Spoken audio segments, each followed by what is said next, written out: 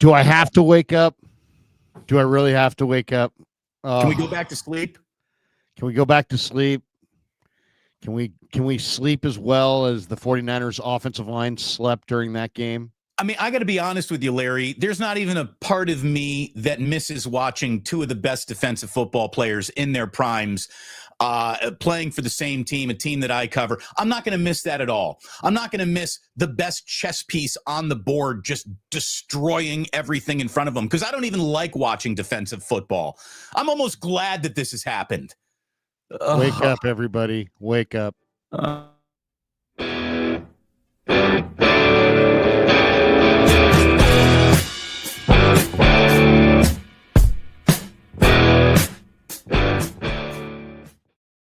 Whether it be a pig in a pickle, a pluse in a pickle, or a rock in a hard place, you're back and we're in it once again. God damn it.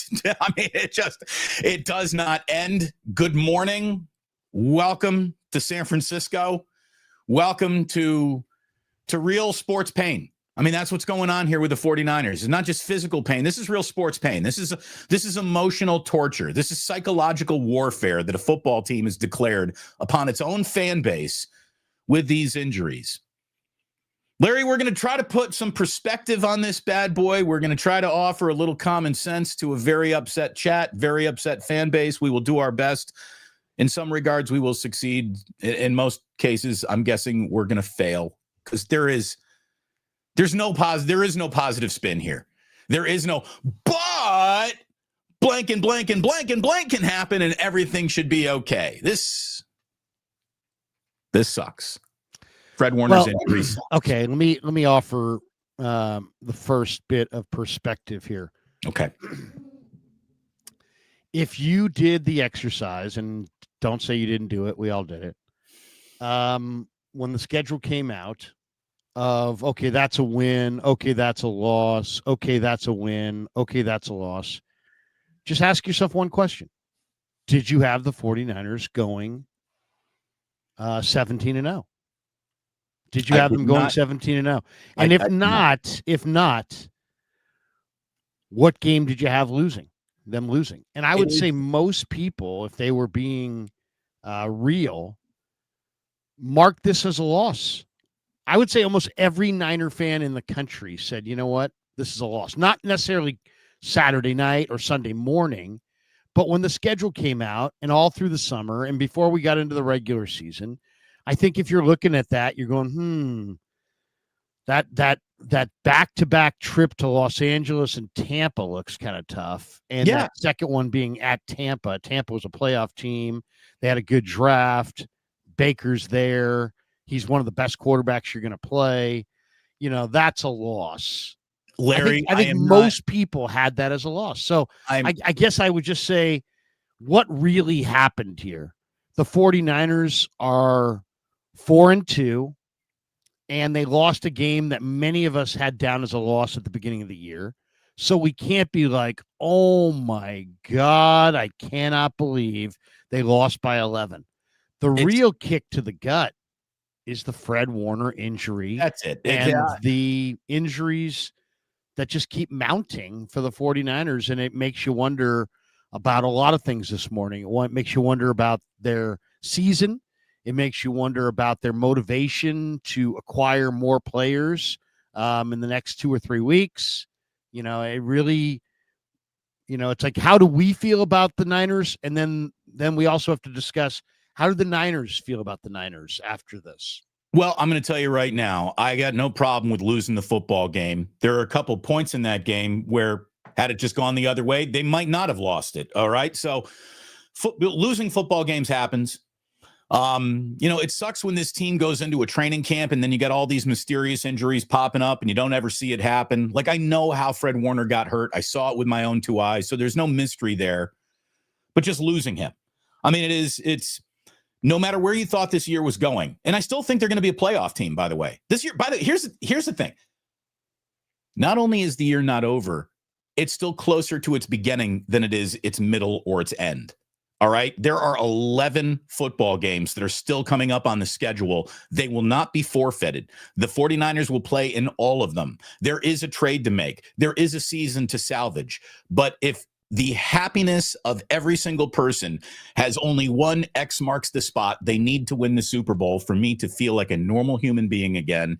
I have a feeling that this is going to be another abnormal year of feeling like a normal human being for 49ers fans, because without Bosa and without Warner, they just conceptually cannot reach the peak, the zenith of whatever this was going to be.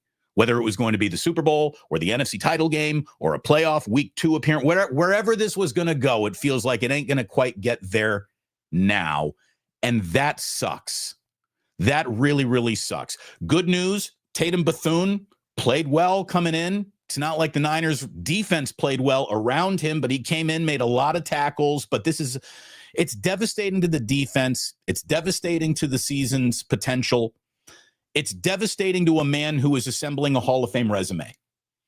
To take away a prime year of Fred Warner's career for him, just personally, sucks. He's missed only one of 122 career games and will miss the remainder of this season. It sucks for him. The only light at the end of the tunnel might be hey, you did reach the Super Bowl and Fred can play in that game. Which, if that did happen, I guess that would be awesome, but it's rough, Larry. This sucks for everyone. The coaches, the team, Saleh, the fans, Jonan payroll.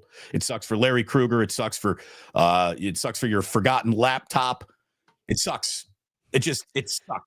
Well, let me just say this too. I mean, I think the other thing that we have to get out of this is that it can be over in the blink of an eye. Okay. Oh. It can be over. I mean, I don't want to be anti-Dieter because I love Dieter, but the whole crowd of people talking about 26, like everything was going to, like, football is something that you can plan for the way you plan for a Zoom call. It's going to be Thursday at 2:15, Damon, and it's going to last 22 minutes. You know what I mean? Nothing will go wrong. Football is not like that. If football were like that, then guess what? In 2013, when we're thinking about Patrick Willis, we're thinking he's 28 and he's got 5 good years ahead. And in reality, he was 28 and he had 6 games ahead. And then he was done. So all I would say is the crowd of people that are banking on the future, there's a reason that football coaches and players and scouts and everybody are like, hey man, next man up next week, because you can literally die this week. You can literally have your career ended anytime you take that field. I thought Bowman and Willis in 2013 was going to go on for the next 5, 6, 7 years. They've got their inside linebacker duo for the next foreseeable future, and it didn't last. Larry, if Bowman got hurt, Willis got hurt, and they were gone in the blink of an eye. So all I would say is we were thinking Greenlaw and Warner and Greenlaw. And I said to somebody a couple months ago, I said, Warner has not quite crested the hill, but he's almost there on the downside. But he's still at that level. And he was playing at that level. But it was like people shot back at me on whatever it was, YouTube comments or whatever. And we're like, heresy. Like, how dare you say that? He's only this age and this and that. And it's like, no, dude, I know and you don't. It doesn't go on forever. And if you think it does, you're wrong. And you just haven't lived enough to see it. And the sport is violent. Larry, chart where it goes from here. That's all I would say. Chart where it goes from here. I'm not saying that Fred Warner's done, but he's way, way, way, way closer to being done than he is to the beginning. Absolutely. And stop planning for the future like it's like, oh, we know that a year from now you're going to have this guy, this piece, this piece, this piece, and it's all. No, it's not the way it works. That entire plan could be ruined on the first series against the Falcons in week 7. Right. Aaron Rodgers is a New York Jet. 4 plays. It's over in 4 plays. Years of building up to whatever that was supposed to be, just done in 4 plays. And that's how quickly it all can go. Look, 3 years, I think, is a realistic window in which to have a plan. Any plan that is longer than 3 years, now you're asking for 2 lifetimes, because 3 football seasons is a lifetime of football. That's how much can change over the course of 3 years. And right now, if this was the end of a 3-year plan, if this was supposed to be the beginning of the next 3-year plan, the losses of Bosa and Fred Warner, again, who out there said, well, it really can't get worse? Haha, God laughs. I guess the last thing to go would be Christian McCaffrey. Like, if that were to happen, then you could really say, all right, well, I guess that's a wrap. But as we were saying, there are 11 more games. This is a first-place team. They're actually 4-2 when they should probably be 2-4. But you're not going to apologize for anything. You're about to get Purdy, Kittle, and Pearsall back for Sunday Night Football, an unbeatable Falcons team. After that, you're talking about the Texans. Then it's the New York Giants. You got to go 2-3. Then you're back in your division playing the Rams and the Cardinals. So there's an awful lot of football here left. Robert Saleh is very good at this job. Tatum Bethune, cook, young man. Nick Martin, let's see it. We haven't seen you yet. I think we're going to see you now. I don't think Nick Martin's going to have better reps on special teams in practice to hit the field. I'm thinking he's going to hit the field on Monday now, Larry. The calculus of any trade that might be made, that's what we need to talk about here. And that is the truth serum that the team will be giving itself, right? What do they believe they can get out of this season with these 2 devastating defensive injuries? What are they about to do? It's the very. I don't. Here's. I hear what you're saying, but I kind of think that the plan should always be the plan because of what I just said. Because it's over quick. Because Willis was done at 29. Because Bowman was done at 29. Because Fred Warner right now is 29. Because you may never the Bosa, Warner, Williams, CMC. I would say my mindset would be the same as it's always been, which is don't trade day 1 or day 2 picks. There's 2 kinds of trades that get made in the NFL. The big trade, Deshaun Watson, Herschel Walker, where lots and lots and lots of capital get moved for a guy who's thought to be a great player. And then all the other trades, which are like the good players and the okay players and the mediocre players and the decent players, get traded for nothing. A 6th-round pick, a 7th-round pick. If I'm the 49ers, I'm absolutely this morning still in that latter camp of, yeah, I'm all ears. You got a pass rusher that I can have for a 6th-round pick that I can add? Yeah, but the idea that I'm going to trade you my number 1 or my number 2 or my number 3 for Trey Hendrickson or one guy when, we're weeks and weeks and weeks away from the playoffs. I don't even know what kind of team I'm going to have. I don't even know what my needs are really even going to be. So I think if I were the 49ers, I'd be out of the primo trade biz for the year for sure. And I would be still very much in the what can I get for nothing mode. The only thing I think I might have one team with a quick fix of maybe some things that are going on here. How about a second? I'm going to call it the 2-for-2 trade. I'm going to give you a second rounder to New Orleans for Demario Davis and Cam Jordan. I mean, I don't like it. Here's why. Those guys are old. They are really old. They are old. That's an only this year plan. I don't think that's the plan. I mean, I hear you, and there's nothing wrong with those guys, and there's nothing wrong with that idea. But it's all about 2025. And I think because of their situation with all the young players, they got to hedge a little bit. So, like, for example, Brad Graham threw out Miles Murphy. Now, Miles Murphy is not a big name guy, but he's 23. And he's got a lot of upside, and you're going to have him controlled for the next 2 or 3 years if you could get him. So I think I would be more in line with more interested in a deal of somebody that it wasn't all about 2025, because then you're really lessening your future to just for the present, which I think maybe I would want to, anything that I'm getting better, I'd like to get better in the present. The and thing is, and the though, here's what you still got going for you is the single most wide open football season I have ever seen. A very good looking schedule. Yeah. It's hard today to talk about the Niners about to get healthier with the devastating Fred Warner news. But again, they're about to get their Hall of Fame tight end, their starting quarterback, their very interesting, looks like a number one wide receiver back. Then at some point they get Brandon Ayuk back. They're not giving up on this year. There are 11 more games. You know, people are saying season cooked. Dude, the kitchen just opened. The season is not cooked. There is more football to come than has been played.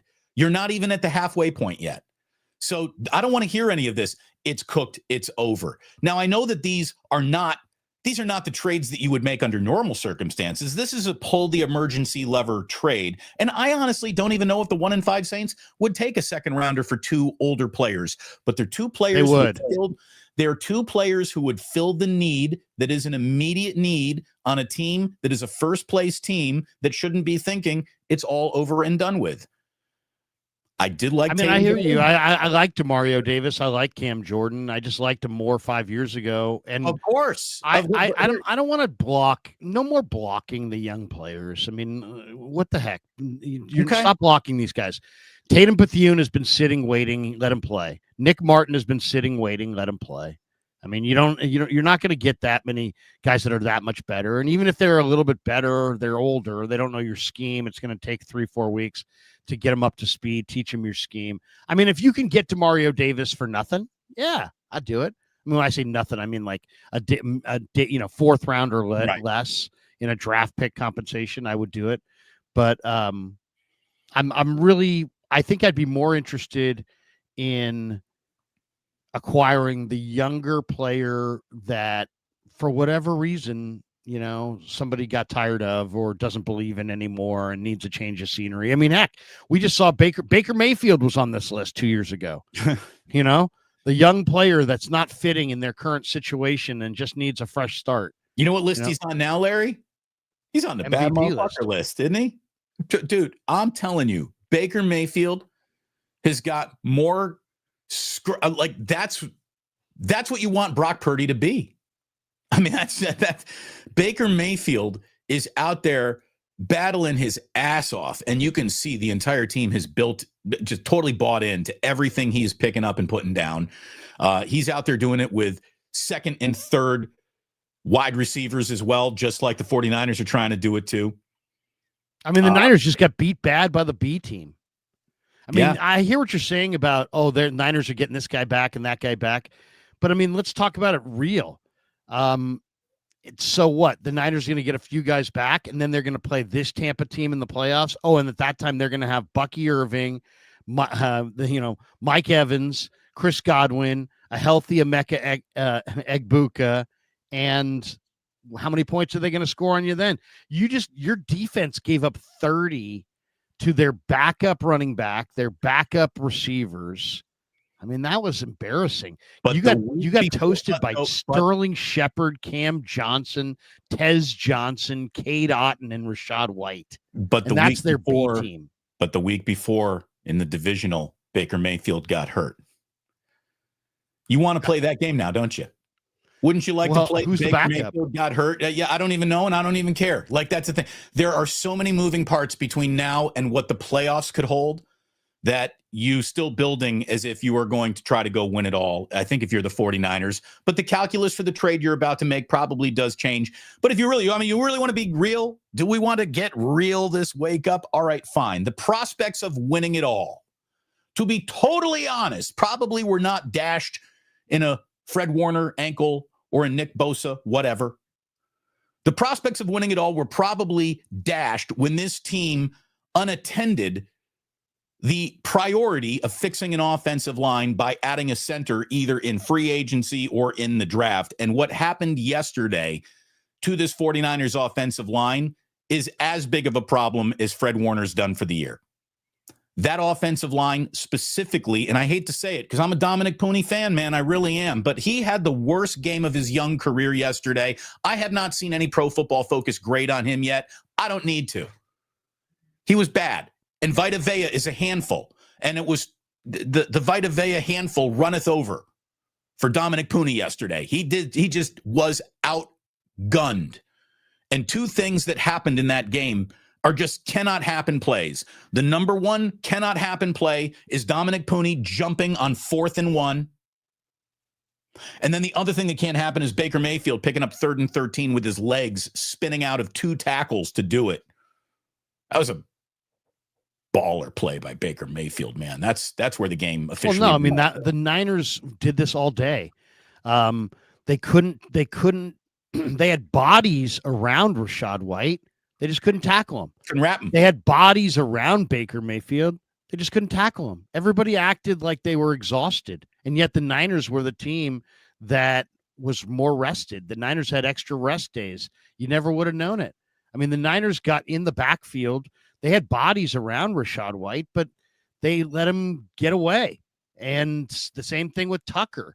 I mean, I went through this game last night with a fine-tooth comb and had all kinds of time to do so. And there were several plays in this game that were just absolutely alarming.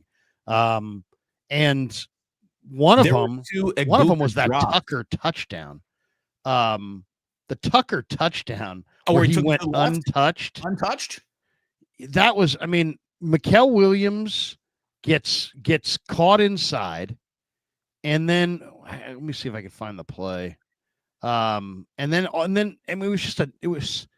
Well, you know what? Here's the thing. Fred Warner is the guy who cleans that up. You know, Fred Warner's out there. I don't think he's just running it in untouched to the pylon. There was that other play in the game where it was a man in motion, goes all the way across the formation. The Niners never picked it up, and it set up that.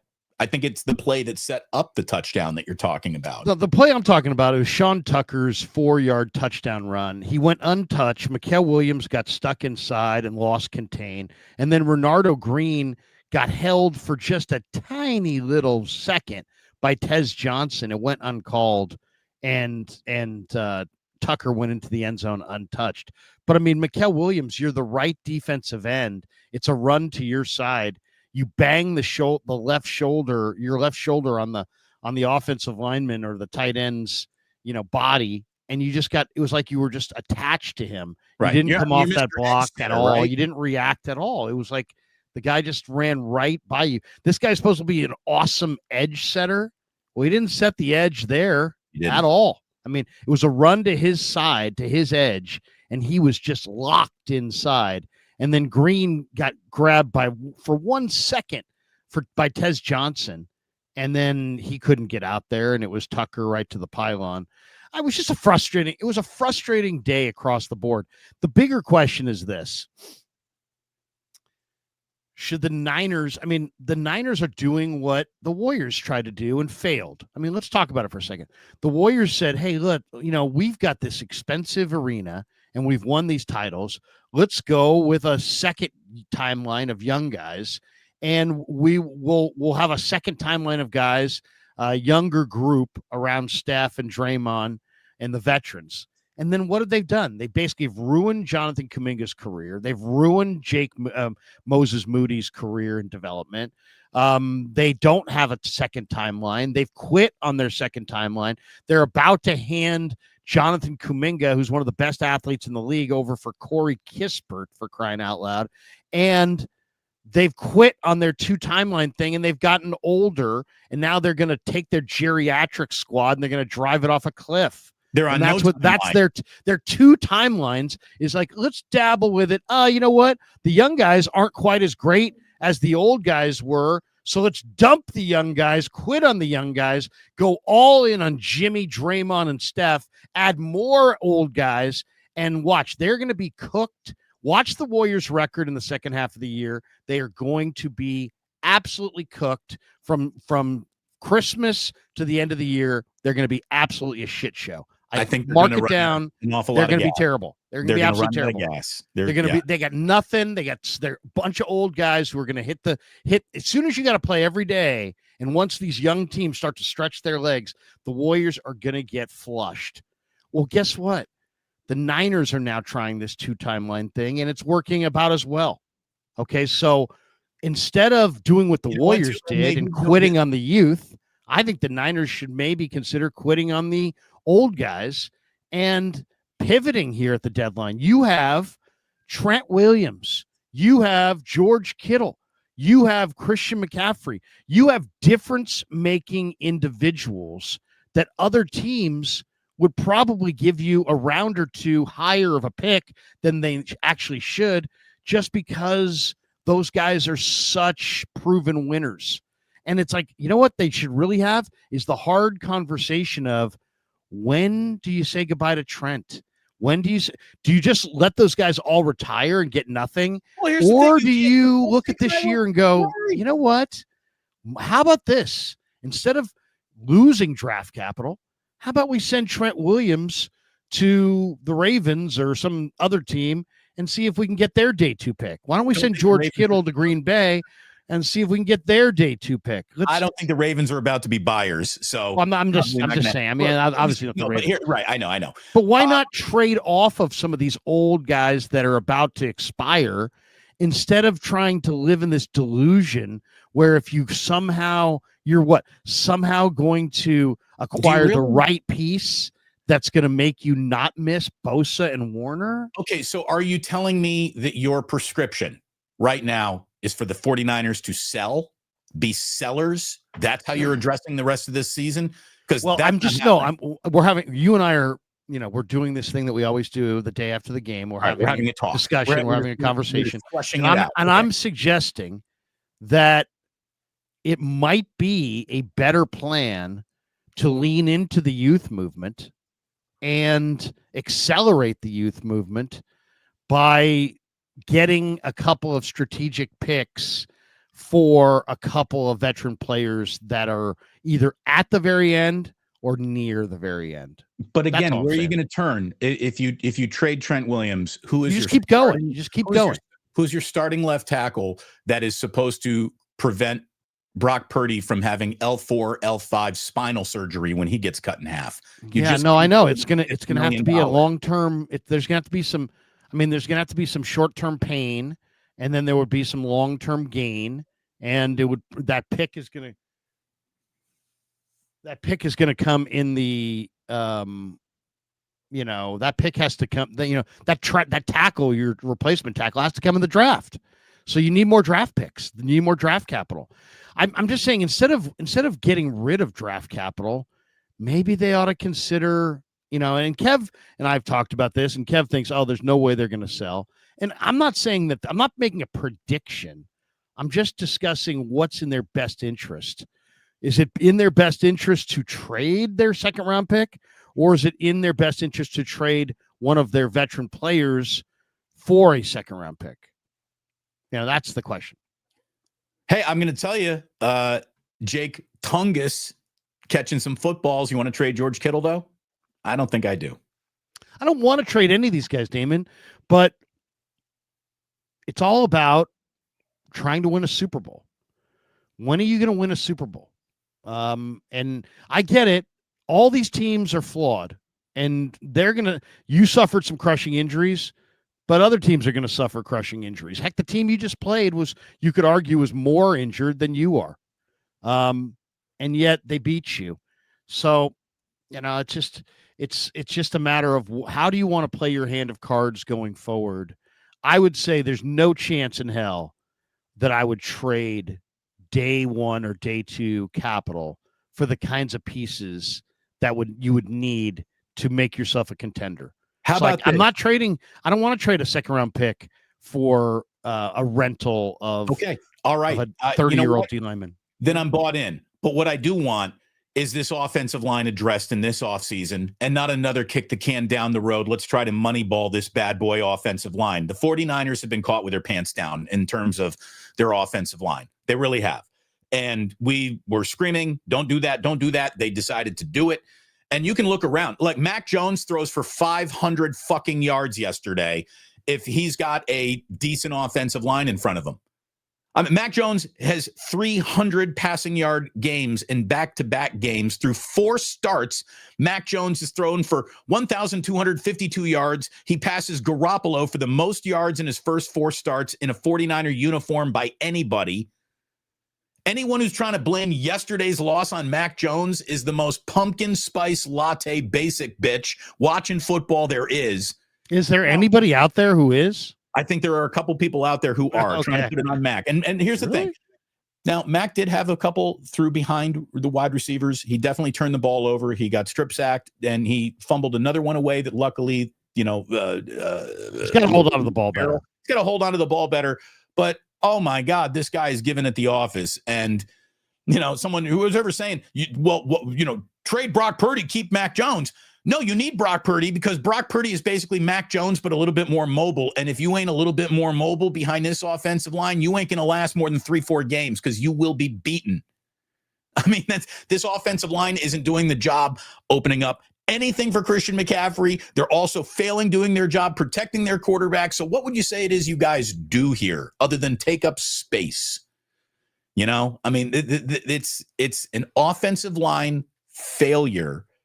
And we can see with our own 2 eyes that no matter who the running back is, who the quarterback is, who the wide receivers are, Kyle's cranking out 350 yards of offense with people in the fucking stands playing. Imagine if those people in the stands playing, cranking out 350, actually had some decent offensive protection in their line. The 49ers are undefeated with a good offensive line this year because Christian McCaffrey is averaging 125 yards on the ground this year. But no. They're 2.9 yards per carry this year. It's the worst running game of Kyle's career so far. Can we have a real conversation again? I mean, is Christian McCaffrey done or is the line crap? But don't tell me that McCaffrey's the best back in football and then tell me in the next breath that PFF says the Niners have a top 5 offensive line because it's not working. They can't run. They have no running game.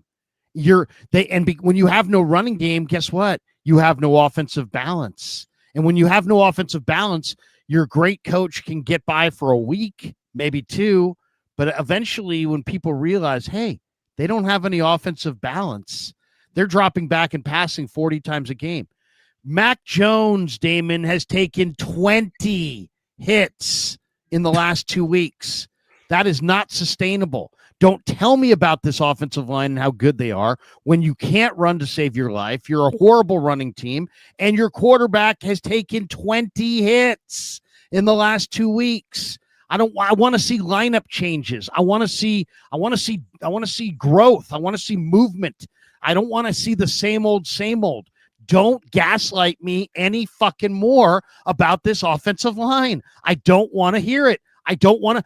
Take your goddamn PFF stats, and as far as I'm concerned, you can blow up that whole PFF idea, because if PFF says the Niners have a good offensive line, then PFF has no credibility. They cannot run, and their quarterback's been hit 20 times in the last 2 weeks. 20. That's unsustainable. That's a 400 hit season. This guy's not going to make it to Halloween. Forget Thanksgiving, forget the playoffs, and sure as fuck forget the Super Bowl. That's ridiculous. It's like somebody who just took their grandmother's third car that has like 19 different problems, decided they're going cross country, left their house in the Bay Area, broke down in Modesto, and are still hoping to get to Connecticut. No, you're not going to get there. You ain't going to make it to Burning Man. Yeah, you're not getting to Denver, let alone Connecticut. I mean, let's get real here. Your offensive line needs adjustment. Trent Williams is, and by the way, there's a few things that I got to get off my chest. Just because you lose a game, doesn't mean you can lose control. Trent Williams has lost control now 5 or 6 times at the end of games. Yeah. When the game's over, it's not license to just do whatever the fuck you want because you're pissed.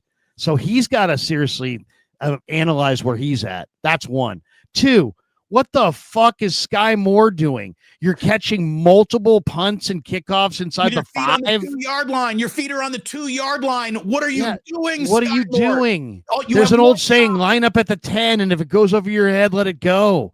Right. You know, and instead you're lining up inside the 5 and you're catching those balls and you're coming flying out of there, taking monster hits. I mean, here's the thing, too. The week before, you muffed the opening punt, the opening kickoff of the game, and almost turned it over. It's like, they are horrible on special teams, except for Eddie Pinheiro. And if the punter has the perfect 48-degree sand wedge and that kick spins back and it's at the most perfect bounce and tip your cap of all time, that's fine.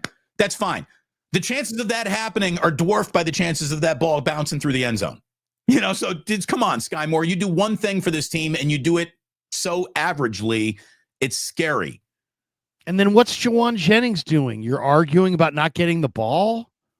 You've got every injury known to man. Did you say you had 5 broken ribs, dude? If you have 5 broken ribs, sit down, shut up. You shouldn't even be talking or breathing hard with your 5 broken ribs. But I mean, I get it. He's out there, but I mean, it's like, so I can't decide if Juwan Jennings is all about the team or himself. I can't decide. I'm not really sure. On one hand, I'd say he's all about the team. He's out there with 5 broken ribs. But then when he says, get me the ball, I feel like he's all about the incentives in his contract. And since he's only practiced twice, you know, all season, it's like, makes me wonder, you know, if he's on the Juwan Jennings plan. Like, it's all about JJ. Look at it this way. Do you think, Juwan, for a second, that Mac Jones is being picky about who he's throwing to? Right. Anybody who's open, he's going to. He threw it to MVS. Get open. You'll get the ball. It's just, it is just that simple. Well, I do want to say, though, you brought his name up. Eddie Pinheiro. Everyday Eddie. If you had to go out and buy a 49ers jersey this year, I was going to tell you to get a Fred Warner jersey. Now you should probably get a Pinheiro jersey because this guy is unbelievable. 15 of 15, and he's banging them through the uprights at 50+ on the reg. And it also, I hate to say it, but it makes you jump up and go, where the fuck was this guy? Why the fuck did you guys wait so long? How about, I mean, maybe I'm showing a little too much emotion and anger this morning, but what the fuck? You had Jake Moody for weeks, and you had this guy sitting on his couch, the 3rd most accurate kicker in the NFL, who's made 90% of his kicks career, and you're going into the regular season with Jake Moody. I mean, talk about the Niners are the luckiest team of all time. They had a horrible kicker that they invested a day 2 pick in because they don't know the draft. And then they finally replaced him when they absolutely were forced to. And they find a guy who's arguably one of the greatest kickers in 49er history. Look, I'm going to just tell you this. Going back to your analogy of trying to take the hoopty on the cross-country ride. Right. Imagine if you did that. But then the real kicker was, that's the car you chose. You had a perfectly serviceable Honda Civic in the garage, but you chose the Buick Hoopty when you had the Honda Civic. Pinheiro is a Honda Civic. Honda Civics are the most popular selling cars in the world. Why does the domestic car have to be the bad car? Exactly. Why are you anti-America? Oh, boy. Sorry. Well, the Honda's better than the Buick? I'm looking forward to that Bad Bunny halftime show more than anybody. Down with America. No, but it's just good. It's just the 49ers. Here's the thing. I think there are a lot of people who are involved with the 49ers who are very, very, very good at their jobs, who are really good at what they do and are worth keeping around and further investing in. I also think it's easy to see some of these guys who I think are very good at what they do also have massive blind spots in what they do, and it continues to bite the 49ers in their ass over and over and over again. Again, don't draft another wide receiver ever. Ever.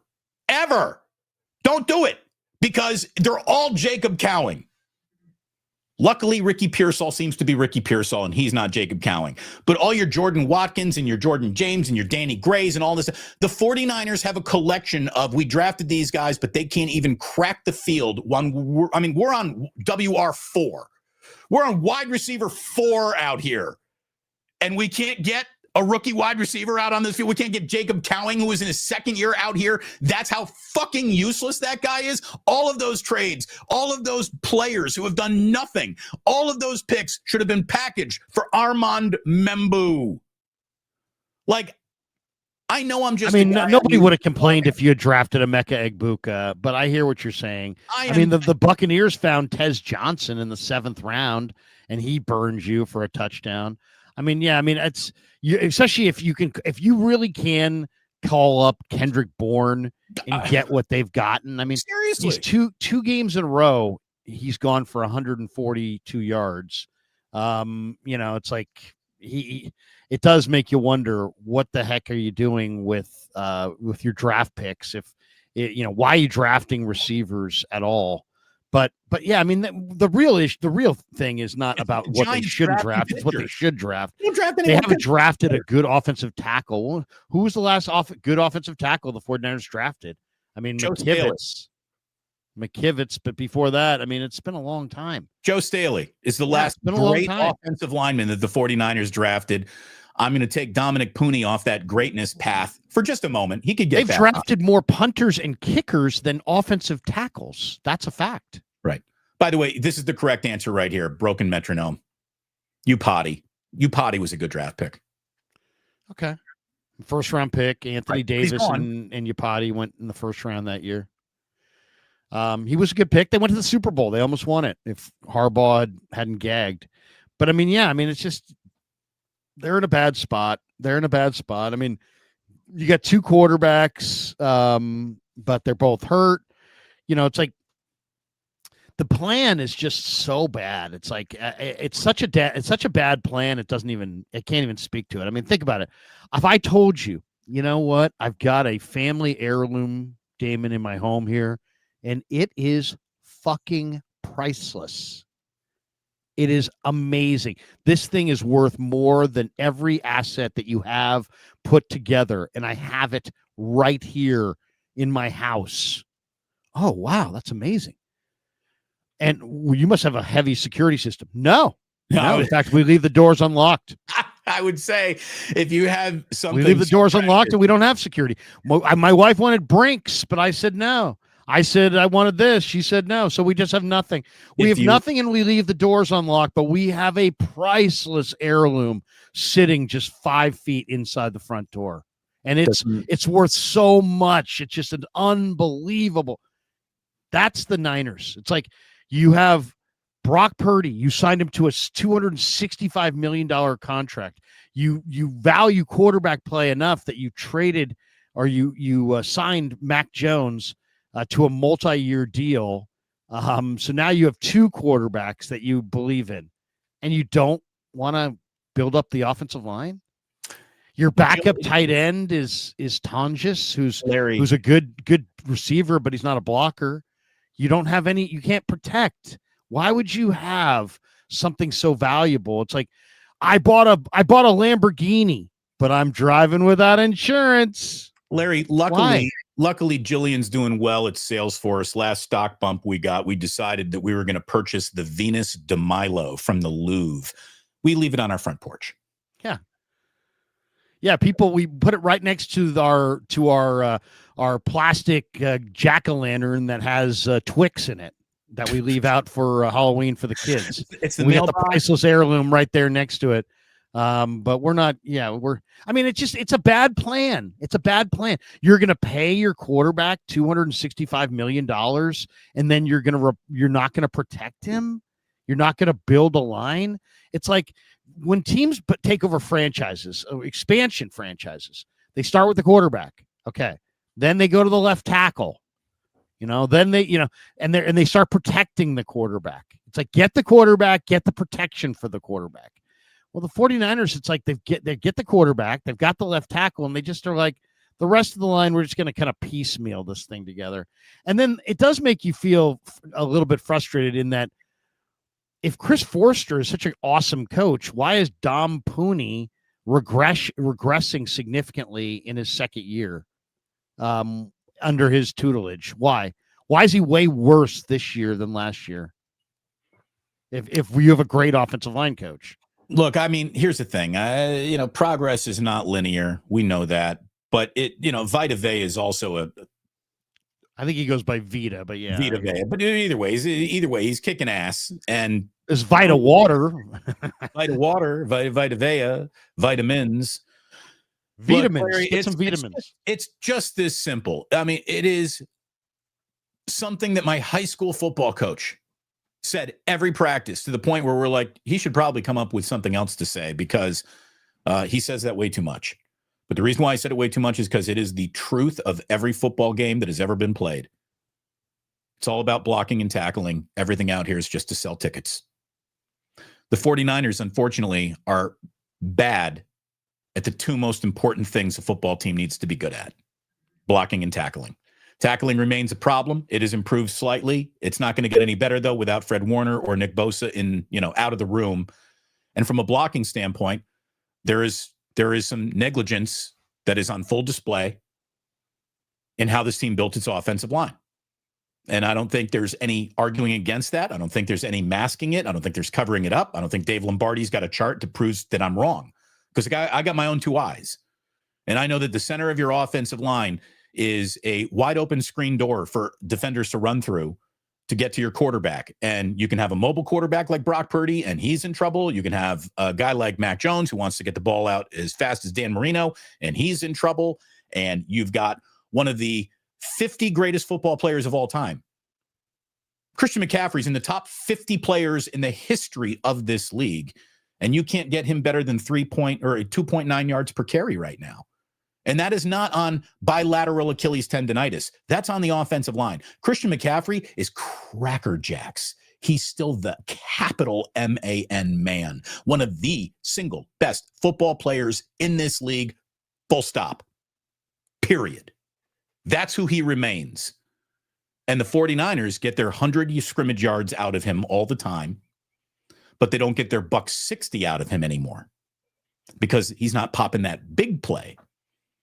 And the 49ers have always been about 300 yards of offense. But even though everyone wants to say Brock is dink and dunk, you can go ahead and look at Warren Sharp old tweets, and he's saying this team, along with the Baltimore Ravens, leads the NFL in explosive plays year after year after year. Nothing's exploding anymore, Larry. The explosive plays no speed. Have vanished. They have no speed. They have a geriatric wide receiver crew. And their tight end, when it's not Tonjes, is Luke Farrell. I mean, to me, the Niners yesterday could be summed up in a 2-play sequence or a 3-play sequence. Okay, it was late first quarter, Damon, and the Niners got off the field. Right, it was the series where Egbuka forgot he was great. And he dropped a pass on 2nd and 7. The ball was a little bit behind him. Then on 3rd and 7, Mayfield said, "I'm going right back to Egbuka," and he dropped it again. And there was some serious glare yesterday on the Sun side. You could see it. It was really harsh. And I think maybe that bothered Egbuka. I'll give him a pass. All right. So anyway, the Niners luck out. It's 4th and 7. They punt.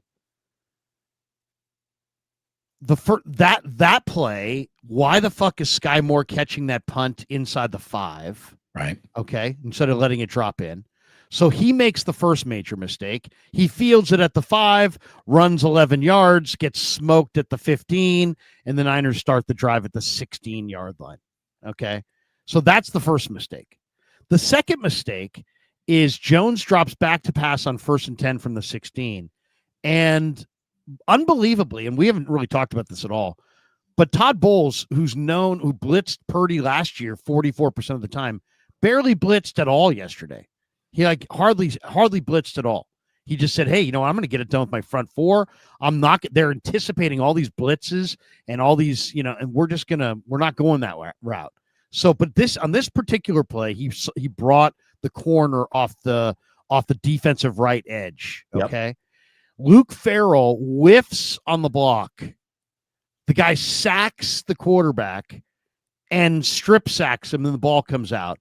Farrell fell on it. Luke Farrell, at least, because he knew, it's like, dude, I'm going to be freaking, my ass is going to get cut here if I don't just, because I can't catch. If I can't block, what would you say you do here? It's suddenly Office Space. So he gives up the cornerback blitz, sack, strip, fumble. Then he falls on the football. Okay. So then you're like, okay, well, Farrell can't do what he's supposed to do, but at least he hustled and he fell on the football. And there was some desperation too on that. But the next play is 2nd and 15. Jones, who has just been sacked and fumbled and is buried deep within his own territory because his special teams unit's horse shit, hits Kendrick Bourne on a 56-yard fucking amazing pass play that was absolutely incredible. And the next play, they're on the 33-yard line. And it's like, whoa, that's the game in a nutshell. It's like, Mac Jones and Bourne have a great connection. Mac Jones is playing behind a crappy line, but still playing well. But you've got guys who were signed in the offseason to do particular jobs who can't do them. You have players that were traded for to do a particular job that can't do them. So you're horrible on special teams. You're bad on the offensive line. You're blocking tight end, can't block. And still, Jones was making it happen in the midst of it. So, I mean, it's a very frustrating thing, I'm sure, but this team overall is not a very good team. At one point, Tony Romo was like, this 4-1 team, I mean, these guys were sucking up to Shanahan so ferociously because it was like, oh my God, this team's 4-1? Really? Yeah, this team? They've held this together in a little bit of an illusion. This is spackle and duct tape to get you to 4-2. They're probably a more likely candidate for 2-4, but you don't have to apologize for winning games. And I'll tell you, there were a couple times yesterday where I thought, oh my God, the breaks in the universe are actually going to still put the 49ers into the win column today. When Tampa missed its field goal, I thought this is still a one-possession game. Yeah. Tampa tried to give it to him. Larry, in your entire life, the challenge on the Mac Jones where the shin was down, there were 4 or 5 breaks that went in the Niners' favor. Even as you're telling me the shin is down, I'm looking at the whole thing and I'm like, well, it is too close to reverse it. You get this is the definition of the call on the field stands. It is that close. And then it went the 49ers' way. I could not believe it. Then, unfortunately, with every step forward they took, they would take their own 2 steps back by giving up another sack, giving up another pressure. See Christian McCaffrey be used for a total throwaway down on a carry that goes nowhere. Again, can Brian Robinson Jr. get a few of those carries that are going nowhere? Or do you really want Christian to touch the ball 600 times this year?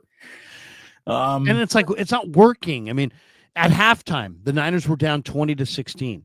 Mac Jones in the first half, I mean, it was the most amazing first half I've ever seen. He completed nearly 70% of his passes for 200 yards in a half where he was sacked 3 times and hit 6 times. And threw an interception. And fumbled the ball away.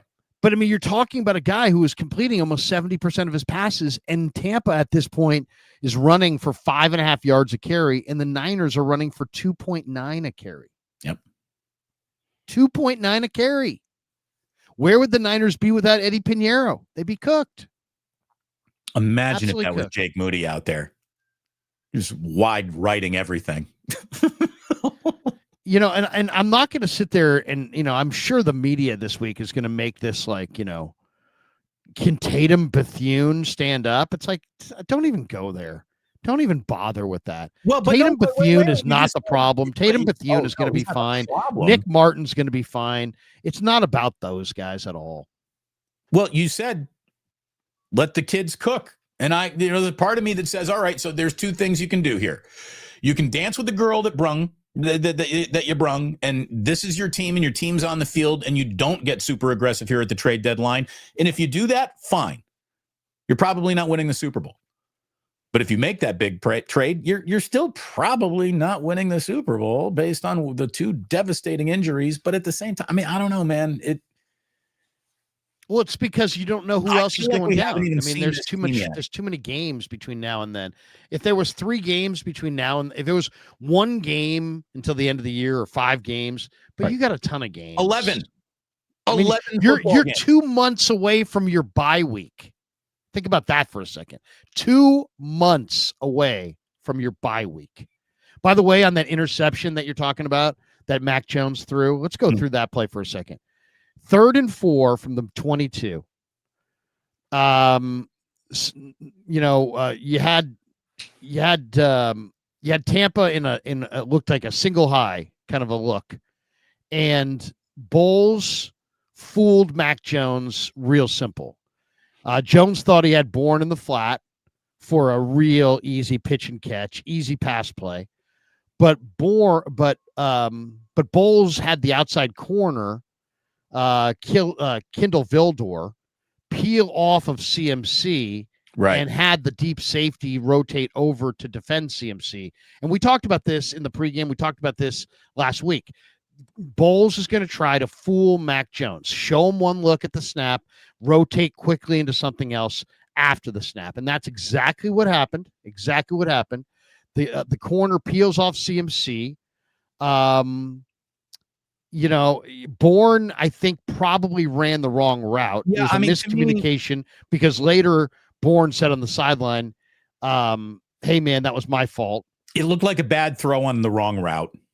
Right. But, I mean, basically it was a miscommunication between Jones and Bourne, and Vildor jumped the pass to Bourne, intercepted it, and would have had a pick 6 if he could have stayed on his feet. And then Bourne, I guess they went to the commercial. Bourne said that on the sideline that the first interception was on him, that he and Jones were not on the same page, that he shouldn't have cut back. He should have kept running his route. It was an obvious miscommunication. That's what happens when you have to make split decisions. And guys like Todd Bowles have made a career in the NFL out of kind of, fooling quarterbacks, and he fooled the Niners there. So, immediately they're in a 7-0 hole because they can't. But I mean, they couldn't stop the run at all in the first half. I mean, there was many, positions in my notes where I'm looking at there going, this, White should have been held to a 2-yard run. Instead, he got 10. So, there were a lot of things that went wrong yesterday. There are way too many. And this has been, kind of the theme of the entire year. There's way too many 3-yard runs that turn into 7-yard gains. Well, I mean, yesterday, they were doing a better job against the run until yesterday. But it wasn't about Fred going out, by the way. If they were doing a horrible job against the run when Fred was in there. And now you've got this gruesome long-term injury, and he got rolled up on from behind, and it blew out the ankle severely. And Jair Brown and by the way, but he didn't, Jair Brown didn't do anything. Football. He's not responsible for it all. What happened? That's the thing. People complain about these mysterious injuries. There's no mystery as to what happened to Fred. We all saw it. I mean, don't blame Jair Brown. I mean, who's the Niner who stepped on Eddie Piñeiro's foot? Austin Pleasance. Austin Pleasance should be cut. Hey, come on, Austin. You're killing this team. You cannot step on Eddie Piñeiro. Yeah. This can't happen. Thomas Morstead had to make a tackle in this game, too. Came up a little gimpy. The 49ers got their special. I don't know, Larry. There's just some ominous signs that say it might not be your year. Having said that, they're in first place and they're 4-2. And I think they're going to go to 5-2 after a win against the Falcons on Sunday Night Football. But they've got some fundamental flaws. I mean, they can't run at all. And then in the red zone, they really can't run. And because they can't run, the 49ers are 28th in the NFL in red zone touchdown percentage. So you're settling for field goals when other teams are getting touchdowns. And it's just, I love Eddie Piñeiro, but the fact of the matter is that he's a big portion of their offense. When we get into the offseason, that's when we can talk about how to fix this football team. I don't think there's really any fix here, especially if you're saying you're not reinvesting in this season by trading away future assets of draft picks. So, I mean, look, it's probably not going to go where you wanted it to go, but there's still an awful lot of this journey left. In the vacuum of a football game, somehow by hook or crook, I still think the 49ers are going to have a puncher's chance and be favored more often than not in every single football game that they play in for the remainder of this season.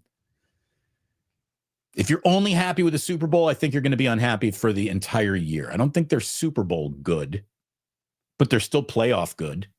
They're going to the playoffs. I think they are. So, maybe sports happens. Maybe something, and Tatum Bethune by the end of this year is, we're talking about this guy being an emerging middle linebacker that you can be really proud of. Maybe Diamador Lenore has taken over the defensive player of the year buzz from Fred Warner and Nick Bosa, who ain't going to be playing any more defense this year. Maybe Alfred Collins and CJ West continue to develop. Maybe George Kittle's presence alone gets this offensive line to behave better. Maybe. By the way, maybes and 275 will get you on Muni. You know what I mean? Like this what I'm saying, I understand. It's empty and it's worthless, but it's true. There is football to be played. As bad as they are, they remain in these football games against other teams, whatever condition they're in, healthy, unhealthy, winning, losing. The Niners are in all of the games that they are in. They've won more than they've lost. They're in first place. We have not gone trick-or-treating. Don't tell me it's over. This is the beginning of football season, not the end, not even the middle. So take your shots. You're a running football team that can't run. You're a running football team that can't run. You got an offensive mastermind who has no offensive players to run his mastermind offense. You have no protection. It's not good. First place. It really doesn't make much sense. It really doesn't make much sense. There's the corrections that this team needs, the upgrades that it needs are now unavailable to them. They will have a window to fix these obvious problems that we've been talking about for years when this season ends and they're into free agency and the draft. But you are who you are right now. Like Gene Hackman and Hoosiers, your team is on the floor. This is who you are. So this is who you're going to war with. It is a war of attrition. Attrition is kicking your ass right now if you're the San Francisco 49ers. Hopefully attrition will start taking a bite out of the Rams, a bite out of the Seahawks. Hopefully attrition will keep biting the Eagles. Hopefully attrition works for you. It's working against you in almost comical ways. There's a lot of different things, a lot of different ways to look at this. I mean, on one hand, they got a lot of flaws. I think one thing that I would love to see is I feel like the 49ers made one evaluation and they're basing it on the evaluation where everybody else is evaluating every day and they're making consistent evaluations. It's like if you're making evaluations and you're not good at a certain spot, then there's too many sacred cows here. Everybody's too fucking close. I'm really sick of it. It's like you can't run. Your offensive line's obviously horse shit. You're gaslighting us, telling us it's fine.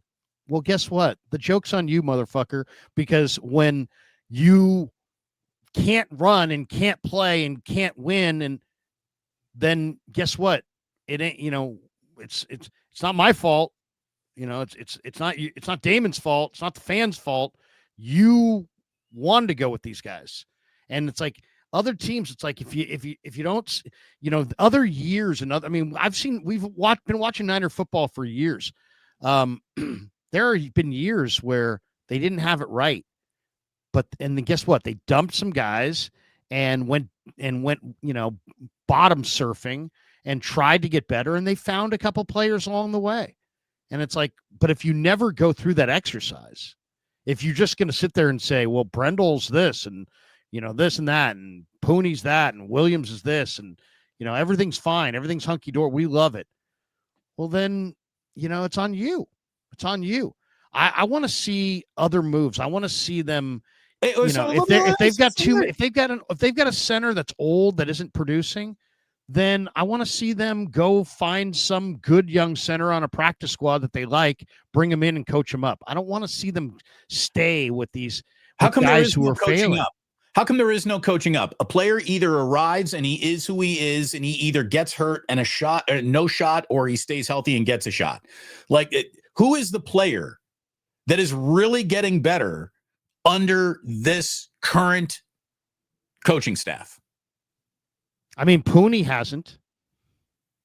Jair Brown hasn't. I think Diamador Lenore, but he might be that good and unique at it. Not very many. There's as many players have regressed as have improved. Yeah, look, maybe it's just very frustrating. The whole thing's very frustrating because it's like Larry. So what are we talking about here? Is it time to get rid of John Lynch? I'm just thinking it's time to have a new set of eyes on their personnel because it's too much of the same thing all the time. It's like, we like these guys. Okay, but it's not working and you're not adjusting. Right. You like how many weeks do you want to go with running your the plan sucks. We're going to invest a ton of money in our awesome running back, and then we're going to let him run into a wall. And we're going to get a backup running back, but we're never going to use them. Yeah. And then we're going to get two quarterbacks that we really believe in, but we're not going to protect them. And we're going to give one of them $265 million, but we're still not going to invest in our offensive line. And it's like, what this plan? I mean, this plan is just so faulty on so many levels. And then show me the guy that you unearth. I want to see you unearth some. If you really know personnel, then go find some guys. I mean, Jesus. The Rams lost Aaron Donald and in 2 drafts replaced their entire line, and now their line's way better and younger than yours. And they had Aaron Donald, and he retired. They're not even talking about him. They were at a standstill. They were literally at the beginning. And in 2 drafts, they draft 1 tackle, 1 end, 1 tackle, 1 end. All of a sudden, they've got a way better defensive line than you do, and they did it with 4 picks. Right, where you're investing 7 picks and Kinlaw and Drake Jackson and all these busts. And it's like, it's hard to build a football team when you're 2 steps forward, 3 steps back. It's like, it's just very frustrating. You needed an offensive lineman badly. Did you draft one? No, you didn't. And now your offensive line is not good. Who could see that coming? So I'd like to see a different. By the way, I saw it coming. There's too many guys. I saw it coming. Too many guys that they used to like, they still like. And it makes me wonder, do you guys have a handle on the personnel in the league? It doesn't look like it. It doesn't look like it, because it looks like you evaluated, guys 3 years ago, and you're just going off those evaluations. You keep re-signing guys that you cut. I want to keep going. My mind keeps jogging back to an off-brand comment from Willie Snead. Do you remember when he was talking, saying, hey, man, Kyle's just got his sacred cows and he's got his favorites. And if you ain't one of his favorites, you're just not getting the reps you need in practice, and you're certainly not getting snaps from scrimmage in a game. Is he wrong? Oh, I mean, Damon, they've reacquired about 9 different players this summer that they had previously. Is that because there are no other people in the world? No. It's because they made an evaluation 3 years ago and they don't want to make a new evaluation now. It's like, keep evaluating. Stop being so close to the players. If Kendrick Bourne, the players love these guys and they love their players. It's a gigantic kumbaya, except there's no fucking Super Bowl rings. I like everybody to like everybody, but where's the fucking ring? I'd rather have people who hated everybody. I'd rather have the Bronx Zoo Yankees from the 70s who hated every motherfucker in that room, hated each other, but they won fucking rings. Right. I'd rather have Charles Haley peeing on desks with rings than not. And this fucking kumbaya, everybody loves each other. We're all in lockstep, and we can't fucking win shit. So Larry, I'm a little bit done with the bring back this guy, bring back that guy, bring back this guy. That's lazy. I know so you're bringing in guys that you know can't play. How about the old days of bringing in guys that you hoped could?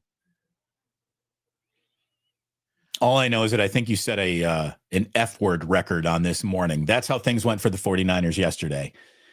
That's how things went for the Niners yesterday. It was a rough one. It really was. And even in a game where the devastating Fred Warner injury defined everything that was happening, gosh, they were still in that game. It was a one-possession game until it wasn't very, very late. And that's what makes this all so maddening. As bad as they are, as incomplete as they are, as not working as it clearly is, as that needs to improve as much as it does, they're still right there. To the point, they're 4-2 and they're in first place. It's nuts. They've got a record that doesn't match the stress that comes with covering or watching the San Francisco 49ers. Might I suggest, if you'd like a smoother football existence, just come hop on that Indiana bandwagon right now, baby. Come on, hop on that Indiana bandwagon. Beat Oregon on the road. Unbelievable, Larry. I'm telling you, Saturday, I knew happiness. I knew happiness on Saturday. And then, of course, the Cubs lose a game 5. But, so right when you're happy, Damon, we're going to punch you in the dick. Just always a bag of nickels in the crotch, no matter what. But it would be worse. You could be the Giants and have no. Larry, it could be worse. I could have been St. Ignatius. You got pummeled over the weekend, brother. Reardon 54, St. Ignatius 0, I believe. I mean, unfortunately, the thing about that though is that the guy from Reardon who's on that team that won 54-0 will be sitting somewhere, talking about that for the next 20 years when the rest of us SI Wildcats are getting on with our lives. No, it was a good win. Good win for Reardon. Good win for Reardon. Yes. You hate us because you ain't us. Reardon's a great school. It's a great school to go to. Everybody's got to have a second choice if they don't get into SI. So there you go. No, I'm just joking. Way to go, Reardon. Way to go, Crusaders. Way to go, Bob Sargent. Way to go. I can't believe Fuji Simeon isn't putting it on you hard, or maybe he is. Let's open. You know what, Larry? Let's open up 22. Some people are pissed at me this morning because I'm salty. Other people are enjoying it because I'm salty. But bottom line is, the plan sucks. It's like the plan sucks. That's really the bottom line. Their plan sucks. Well, you're driving cross country, but nobody filled up the gas tank. You're driving cross country, but nobody changed the tires. You're driving cross country, but nobody saw that you have, a radiator hose that's leaking. You're not prepared for this trip, and you're trying to drive cross country, and now your car is falling apart. And your people on the side of the road are mad at me because I'm noticing it. I'm noticing that their horseshit car is falling apart. Well, here's the thing. It didn't take the journey starting for us to say, hey, check that tire pressure before you go. A lot of the things that we have talked about for a couple of off seasons, unfortunately, are back here coming home to roost.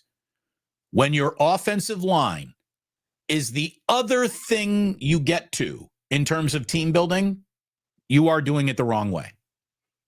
It's just that simple. There are some football truths, as much as there is gravity that holds us all, there's just football truths. And the 49ers are trying to get away without acknowledging a football truth.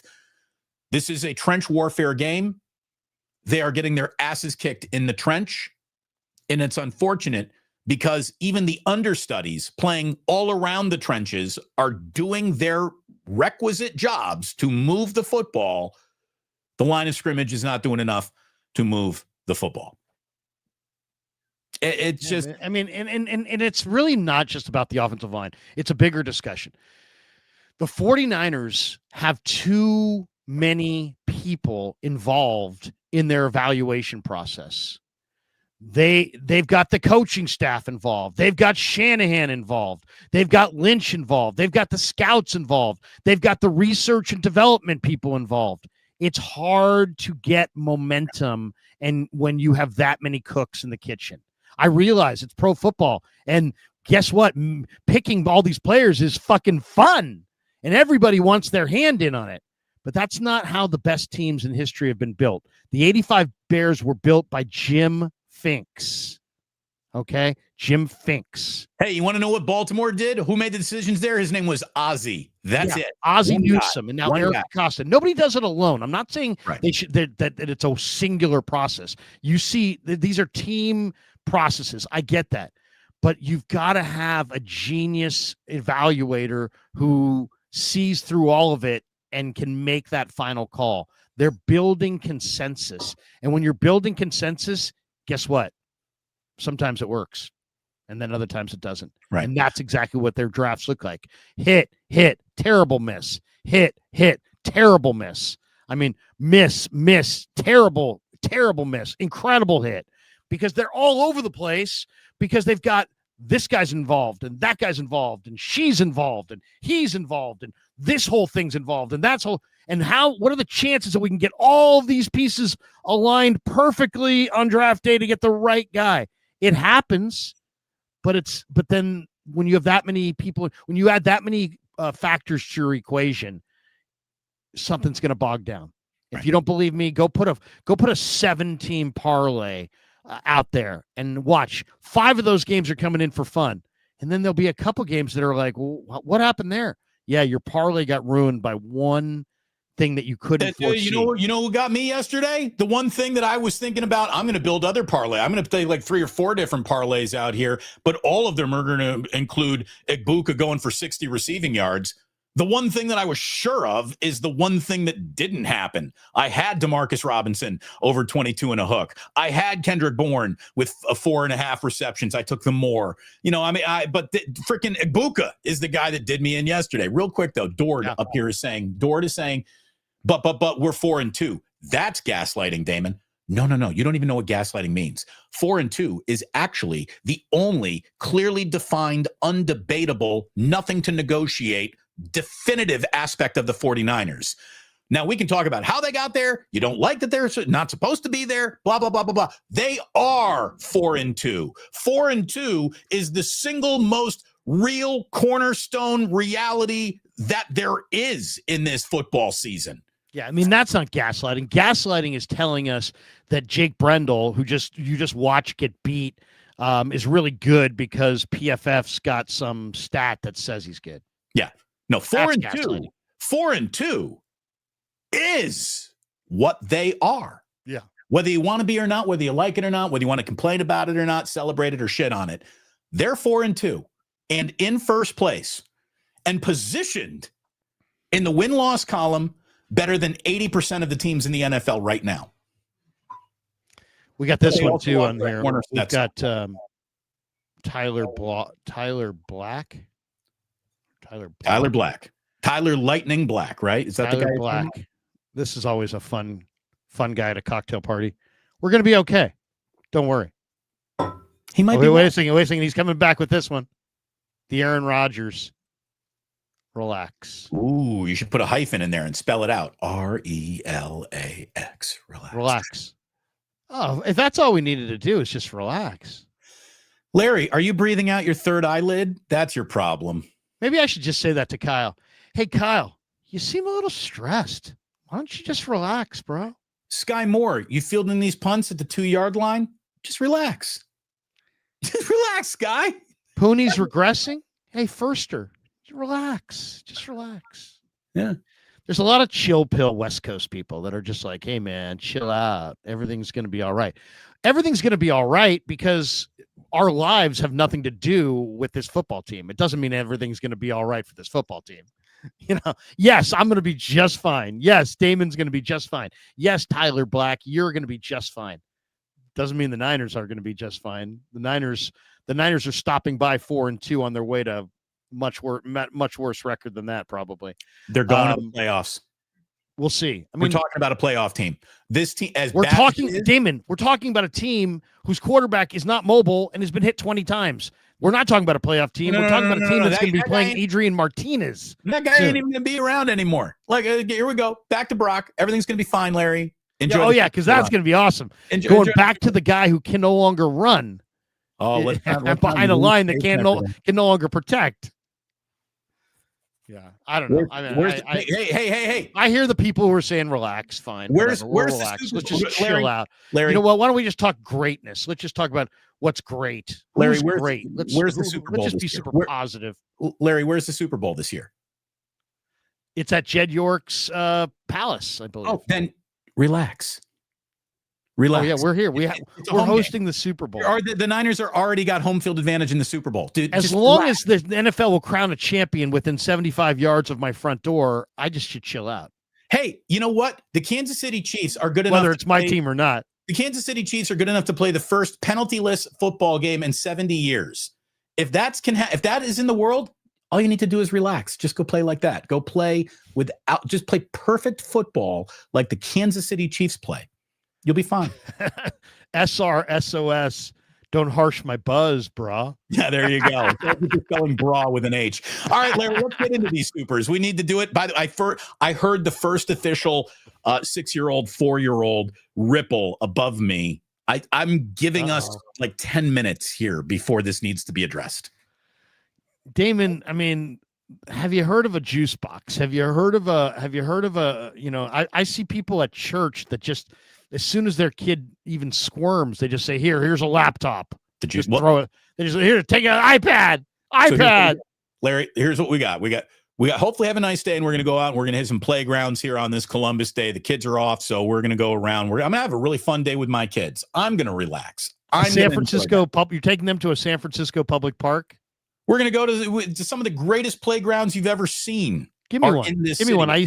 That's my city. I know all these playgrounds. I've coached, I've reffed, I've played at almost every park. Where are we going? Diamond Heights? No, Larry, I'm a playground. Try Diamond Heights. Diamond Heights is kind of nice little park. I'm a playground sommelier. I can whatever your kids are in the mood for, I can recommend the perfect complimentary playground for you. I really am. Hey, can I give you the spot that I just was amazed by?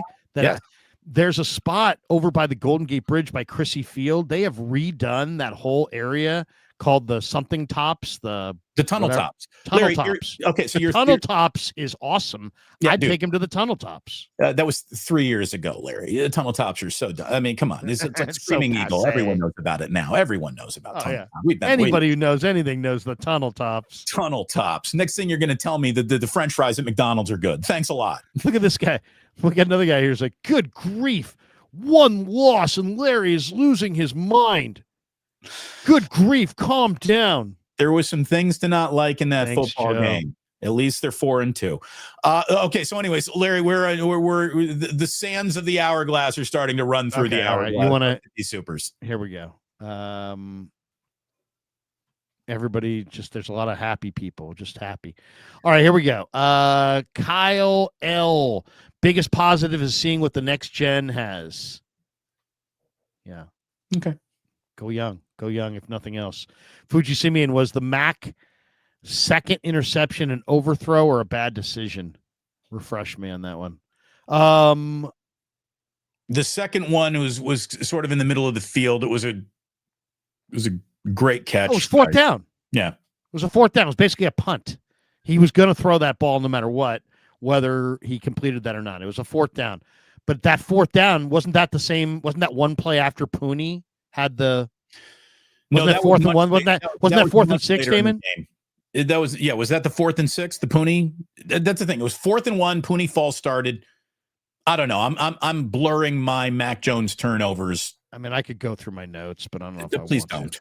Let's go. I don't know if I want to. Oh, here it is. It was 4th and 6. The Niners were on the 33. He passed, went overthrown. Jamel Dean picked it off. And then Trent Williams had the personal foul for attacking Tyke Smith. And this is where, it was like, hey, here you might want to just take the field goal, and that way you come on down and you score a touchdown to win. Because why not take the field goal there, by the way? There was 6 minutes left in the game. It's 4th and 6 from the 33. If you kick the field goal there, you still need the touchdown later. You needed 2 scores unless you were getting the 2-point conversion. Larry, I thought the 49ers should just run a play on 4th and 6. You didn't want to see them kick the field goal? No. I was thinking field goal there. I really was. I was thinking field goal, onside kick, or field goal, kick it deep and play defense. I mean, if the Niners can't play defense for 5 minutes and 43 seconds, but other teams can play defense for a quarter of that amount of time. I mean, it's crazy. It's like they needed 2 scores there. They could have kicked the field goal. If they thought they had a great whatever, it's all. What I'm watching across all levels of football, whether it be pro or college, is the coach that remains aggressive on 4th down is usually being rewarded. I think if you're asking me, what is the single biggest development in the sport of football, the way that the 3-point shot changed the sport of basketball, the thing that is changing football is 4th and short aggression and leaving your offense out there. That to me is something that every team needs to start embracing. Punting on 4th and short from anywhere around the 50 is a bitch move. Stefan says thoughts on trading for Eric McCoy. Eric McCoy played at A&M. He's with the Saints. I don't see that. You can trade for a guard. You have a guard. I don't think I would. Larry, I'm hearing chaos. I will be right back. Okay, I'm telling you. We got. Tally Young says, "Can we trade JJ? Get him out of here." I would definitely listen to offers. If he's a free agent at the end of the year, he's battling with the coach. You got other receivers. It doesn't. I don't think a long-term extension's coming, but they love JJ, so maybe they don't mind that he's battling with the coach. Tommy Huxley, why was Tiggs starting? He can't tackle, he can't cover a toilet seat, and he's injured. And he injured Warner. Get this bum off the team. He didn't injure Warner. That was just in the scrum. It just happened to be his body, but I mean, it wasn't like he did something reckless on that play. There are guys. I mean, I thought Ken Norton did some reckless things back in the day that got Richard Dent hurt, that got Bryant Young hurt, and I thought Kenny Norton was a little out of control at times. But you can't blame Jair for that Warner injury. You just cannot. At least I'm not going to. I mean, if you want to, go ahead. I'm not going to. Joseph Ernberg, shouldn't be any high hopes for BA. Won't play at all. I mean, if they're looking at this the right way, they should shelve him for 26. Boxing fan times 4, trade for Mark Zeitler. Although O linemen don't get traded, also offense is going to have to carry the defense, have to find a way to run the ball. Okay, this is a guy who's either we're on the same wavelength or he heard my stream last night. This is my idea. I don't know who Mark Zeitler is. I think we're talking about Kevin Zeitler. Kevin Zeitler is with Tennessee. He's a really good veteran offensive lineman who's been good on a number of spots. The real reason the 49ers aren't very good is that their offensive line is not very good. That's where it starts. So if you want to really do anything at the trade deadline, you got to try to get your offensive line better. Now, I just said that, but I also know, and I've said it many times, that you can't really get offensive linemen in trades in the middle of the year. But Zeitler is a veteran who's on a team that's going nowhere with a rookie quarterback, and he is available. And that is the guy that I would go for. If I was John Lynch, I would trade for Kevin Zeitler. I would bench Connor Colby. I would play Kevin Zeitler at left guard. Here's the thing. I know the Titans don't run. They got to run. I know the Titans aren't going anywhere, but why would they decide to not protect the number 1 pick in the draft? It's because they're building. I mean, it's not that they're not going to try to protect him. It's that they're just building. And this is a 30-something-year-old center who's gonna, that's coveted, and you can probably get a decent pick for him. I think you're right. You're on one hand, you're right. I mean, I don't think but I mean, it's not linear like that. They're not. I think they're going to try. They're going to try to build through the draft. And they've got a veteran piece that other teams would want, and that is the piece that the Niners need. Taking a starting center away from a rookie quarterback is a rough thing to do. I hear you, but what I'm saying is doesn't matter what happens to them this year. I mean, why would any team trade anybody? I mean, why would any team trade any good young player? But it happens all the time because teams decide that this isn't our year, and Tennessee is one of them. And I just think a guy like Zeitler is exactly what the Niners need. What do they need? They need a big, tough, brawling, dependable guard that they were hoping it was Ben Barch, right? But he's hurt, that they can plug in for Connor Colby, so maybe you can run the ball better. Hey, it's like, do the Niners have a chance? Are the Niners done, or do they have a chance? It's October 13th. I would say they have a chance, but they only have a chance if they can start to run the ball better, protect their quarterback, keep their quarterback upright, and let their young defense come together. But you're not going to get your defense to come together if your quarterback's hurt, your running back's hurt, if you can't score points. So you got to have something to improve that offensive line, and I think Zeitler would be great. I think he's also a culture player. He's the kind of tough badass that they need on that offensive line. Exactly the type of player that I don't think Tennessee is going to trade away from a quarter. Again, your rookie quarterback is getting his ass kicked. Whether he comes here or not, he is going to be traded. I would say I'd say it's very, very likely Kevin Zeitler's traded. Tennessee is one of 2 or 3 teams that's going to back up the truck, if you believe the talk. Ben Diesel says if the 49ers do make a trade, it should be for a guard or a center. The O-line is in desperate need of an upgrade and has been ignored too long. It has been. No question. We got this one. Fuji Simeon, we missed Purdy's speed mobility yesterday. He doesn't have that mobility as much with that toe. Which is why he's not playing. Dale, we're going to talk about Trent getting trucked by a DB. I didn't see that. Did he get trucked by a DB? I mean, he's not talking about that brawl. I think he's talking about the shove. Yeah, maybe. I don't know. Trent Williams isn't who he used to be. Yeah, he's still good, but he's not great. Yeah, I mean, he's going to have a good day. He's going to have a bad day. D. Martinez, how much better would this team be if we went Tyler Booker at 11? Well, I don't know. Booker's having a pretty good year for Dallas for sure. How about if they went just a Mega Egbuka at 11? He would help. But I mean, they desperately need an offensive line. I mean that I hear what you're saying. PWS is Krug brainstorming trading veterans for draft picks reminds me of when Jerry Krause wanted to trade Pippen in the 90s for draft picks. LOL. They didn't, and it equals 3 rings. Oh yeah. Well, if the Niners are on the verge of 3 rings, that'd be one thing. They're not on the verge of 3, Larry. Yeah. Well, let's just say this: these are completely different sports, rules, and points in history for the 2 teams.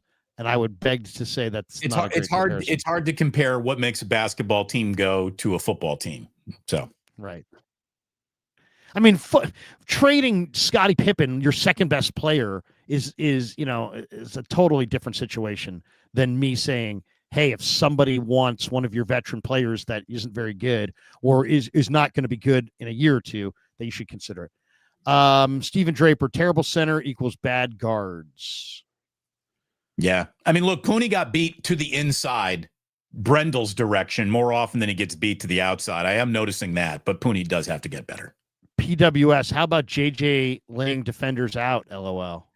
You know what? Juwan Jennings did pick up that personal foul. I didn't mind it at all. I mean, go ahead, play football. Yeah, I mean, seriously. I mean, you can block 1 yard downfield. What was he, 1.5 yards? Yeah. I mean, really? Really? If it hadn't have been as violent, I don't think the flag comes out. He smoked Jacob Parrish. PWS is who stepped on Eddie's foot. LOL. Open investigation. Austin Pleasance. Come on, Austin. Austin Pleasance with his, come on. Seriously. Look at it this way. The problem is bad footwork for him. That's his worst step of the year. Yeah. I mean, you think that's people are mad at Austin Pleasance today. Wait until Austin Pleasance has to play. When Austin Pleasance has to play and he is getting beat like a turnstile, people are going to lose their you-know-what. Oli Chaos is Larry dunking on PFF. Vindication, Damon, LOL. Thank you. We did argue about the validity of Pro Football Focus grades about a year ago. I'm glad you're now over on my side of the world. I'm not saying that they're completely worthless. I'm just saying that there are certain of them that are. Isaac Perez, if they had kept the 2 firsts from the Lance trade, could have been 2 offensive linemen, no doubt. How about if they just didn't select Lance? LD Studios, did you forget Pooney's injury? That's why. I mean, maybe. I mean, it's part of it, but we're seeing a few weeks in a row of him playing in the wrong. I mean, look, I still really like the player. I'm not coming off of that, but it's got to get better.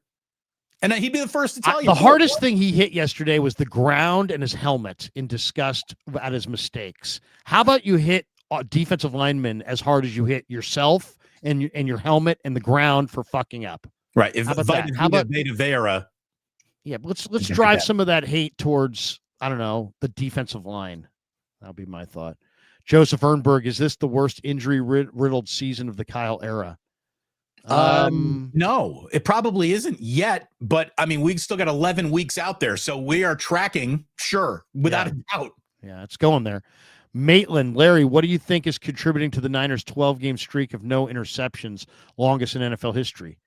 Not enough pass rush up front. They don't have much pass rush. The 49ers lost Nick Bosa 2 games ago. They've hit the quarterback twice in those 2 games. Their quarterback has been hit 20 times. They're not getting enough pass rush. They don't have enough pass rush. Right. This has been a consistent theme. I mean, here's the thing. You are 100% right. It's also a little bit of bad luck. I mean, no, it's not bad luck. It's they don't have pass rush and they play zone.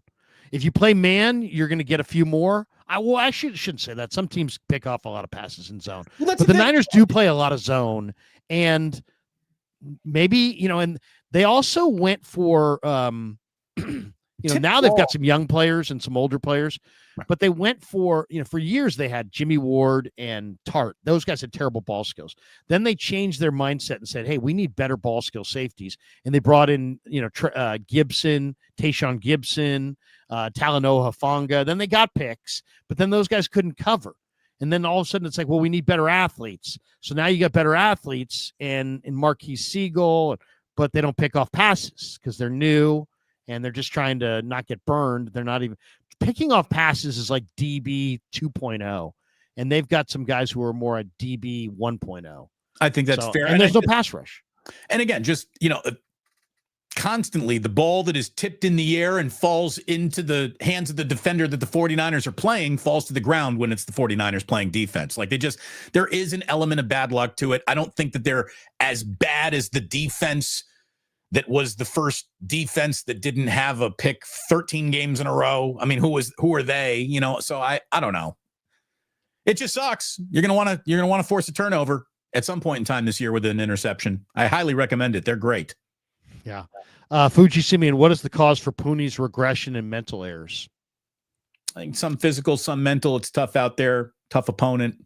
It's hard to really say. I mean, I don't know. I don't know why he's regressed. I'm not sure. Maybe he's reading his own press clippings. Maybe he's not working as hard as he should. Maybe it's nothing to do with that. I don't know. Joseph Ernberg says, feels like 2024 all over again, but with a better record. Yeah, I mean, they have a good record, but, what's it going to mean? Greg Arjazy, remember, Kyle is not and never will be Bill Walsh. Hey, man, Kyle, the GM, is to be debated. Kyle, the coach, is having a very good year, whether you want to admit it or not. Kyle is moving the football without an offensive line, a quarterback, or wide receivers, which is pretty good. Yeah, I mean, the only thing is, at the end of the day, he's responsible for all of it. He's the head coach. Every guy in that organization is there because he wanted him there.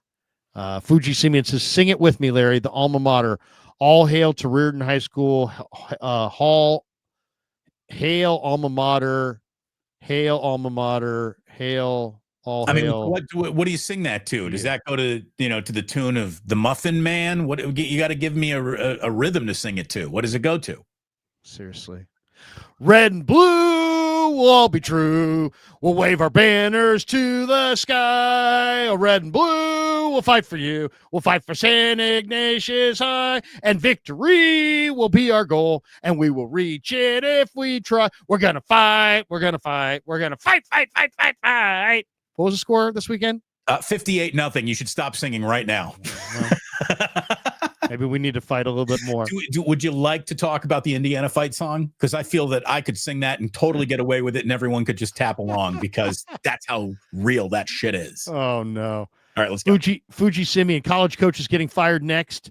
Next up, NFL. Does McDaniel get fired midseason? Maybe if the IU job is available, McDaniel can go there, right, Damon? Signetti's staying. We signed him to an 8-year extension. Everyone in Happy Valley can go fuck themselves. He's not going anywhere. That guy stays. Joseph Ernberg, crybaby. I'll tell you who should stay in Indiana is whoever's picking their talent. because they have a lot of great talent. Wait until the draft comes around and Pons and Mikhail Kamara and Surratt and all these guys. Oh, there's going to be a lot of Mendoza. There's a lot of guys leaving. I'm not a Mendoza guy myself. Hey, you know what? He's good enough. He's good enough, man. I don't know about Mendoza. Joseph Ernberg, crybaby Trent got dropped by that DB, baby man. Okay, I don't know. I don't think you'd be saying that to him if he were here. Jerry Schetzel, Freddie's injury hurts the worst. Maybe the curse of leaving the city is real. We need to move back. Build the stadium on Alcatraz. That would be awesome. Oh, yeah. I'm sure the traffic out of Alcatraz would be just awesome. Could you imagine? I'm stuck on Alcatraz. I've been here since Sunday. Yeah. How'd you get home? Well, I had to swim. There were sharks. Tyler Black. Larry, I was joking. Giving an example of gaslighting to put it into context. Love the show. Okay. Thank you, Tyler. Thank you, Tyler. I do look at it this way. Levi Stadium might be built on Indian burial ground. I mean, I'm just saying. I'm just saying that. Maybe on purpose so they can make more money on it. Fuji Simeon says Eddie Pinheiro creeping up as important 49er player. Great. Awesome. Eddie Pinheiro is money, man. That's been fantastic. Trade him to a team where he can win a championship. Bill Kennedy, who is the best tackle in college football? The Utah guys. The Utah tackles, there's two of them. They're both considered really, really good. I would say Caden Proctor, probably. Alabama is probably the highest rated offensive tackle left. I like the Auburn kid pretty much. I like the Iowa kid, Dunker, I think his name is. So we'll see. But it's a good tackle draft for sure. Dale says, sad that we are going 9-8. Everyone knows it. Look, I don't think they're only winning 4 games from here on out. I really don't. Or they're going to wind up with a 10 or 11 win season. They're going to the playoffs, and they're going to have a chance to do something in the playoffs. It's just a matter of what can they do to stabilize their team. I'll give you that. I would say that's the question at the trade deadline. It's not about what can they get to get over the top. I don't think they can get over the top, but what can they get to stabilize their team? And I would say a deal with Tennessee that could bring. I would say this is what I would like to do if it was me. This is the trade I'm making. I'm calling Tennessee and I'm saying, hey, here's our 4th round pick. We want a couple players. We want Kevin Zeitler. We'll plug him in at guard. We'll take either Arden Key or Draymond Jones, whoever of the two you want to throw us. And we'll take Tyjae Spears, the running back, and we'll throw you a pick or picks and Garendo. And then you at least have an offensive lineman who potentially can help your line run the ball better. You've got another back that you potentially can throw in the mix to help you run it better. And you add one piece to your defensive front that can help speed up the opposing quarterbacks. You don't trade your first, you don't trade your second, you don't trade your third, you don't make that kind of draft altering type deal.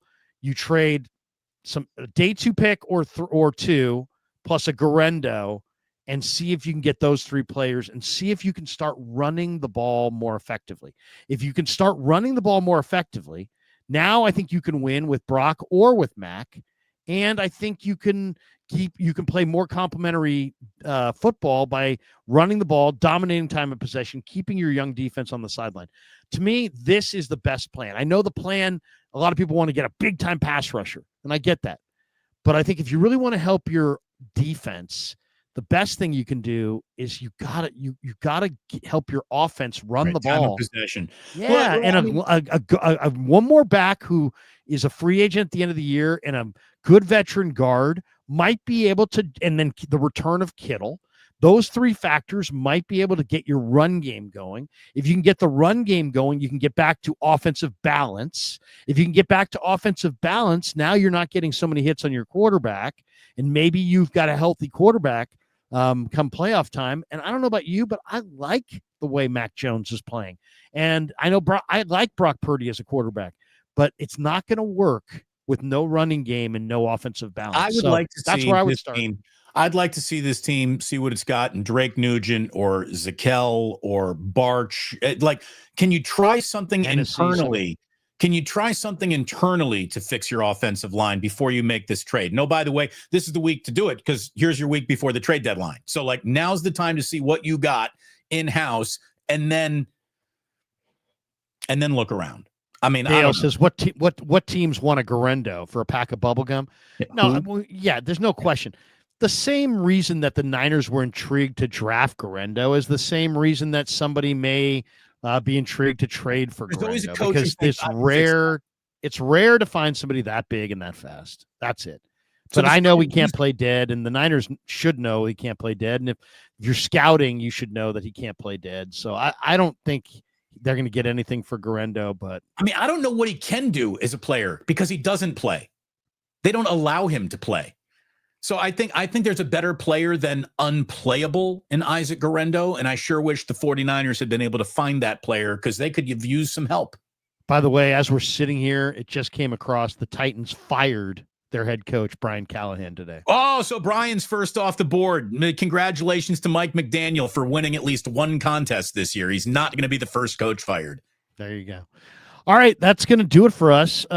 We should probably finish with the big finish, which is, Damon, what do you expect to see? Well, actually, we should tell people, and I'm negligent in doing this, but we should tell people that we are brought to you by. Well, yeah, we are brought to you by Sleeper. On the Krug Show side and on Damon's side as well. But we're both brought to you by Sleeper. We should shout out our sponsors. Sleeper is bringing you the entire season on the Krug Show, fastest growing fantasy platform in the world. It's a one-stop shop. You get blazing fast news, real-time stats, group chats, season-long leagues, and of course, Sleeper picks for daily fantasy. Use the promo code Larry. Sleeper will match your first deposit up to $100. Links in the description. Terms and conditions apply. We're also brought to you over here by Pig and a Pickle, the best barbecue in all of Northern California. Check them out. They're in Emeryville. They're in Corte Madera. They're open 7 days a week from 11 a.m. till 8 p.m. or until they run out. And this show is brought to you by Habbas Law. Today's show is sponsored by Habbas Law. For more than 40 years, Omar Habbas and his son Tarek have been standing up for people right here in Northern California. They're fierce, relentless attorneys. They don't back down until justice is done. So when you're injured, the insurance companies, they tuck tail, and we're not going to pay you because of this. We're not going to pay you because of that. But Habbas Law uproots them out of that stance. They know the playbook because they've been battling insurance companies for decades and winning.